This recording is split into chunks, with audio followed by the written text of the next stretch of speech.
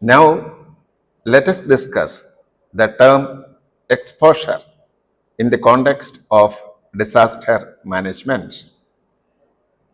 In the complex domain of disaster management and disaster risk reduction, exposure plays a very crucial role, akin to fuel in a fire.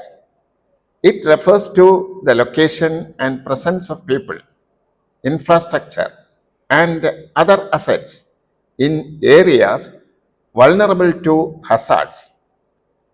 Think of it as an overlap between hazard zones and human presence. Imagine a coastal town prone to floods. The number of residents living in low-lying areas, the critical infrastructure like hospitals and power lines located there, and even valuable cultural sites all represent exposure.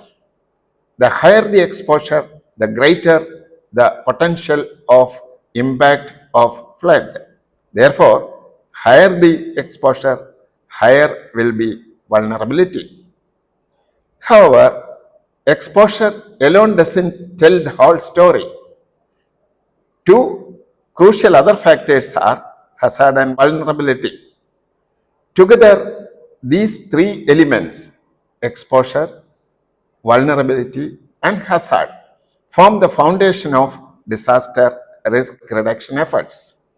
Understanding exposure becomes very crucial for effective disaster risk management as it allows us to identify high risk areas, prioritize mitigation efforts, and planning for early warning and responses.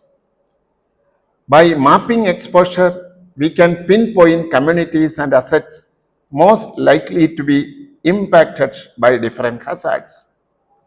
Resources can be directed towards reducing exposure in critical areas like relocating settlements or reinforcing infrastructure.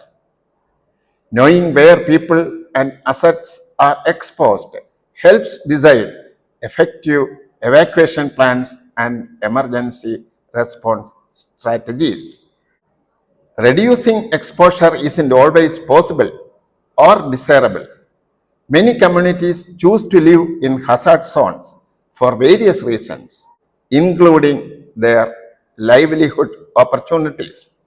But by acknowledging and understanding exposure, we can take proactive steps to build resilience, minimize vulnerability, and ultimately save lives and resources in the face of an imminent disaster.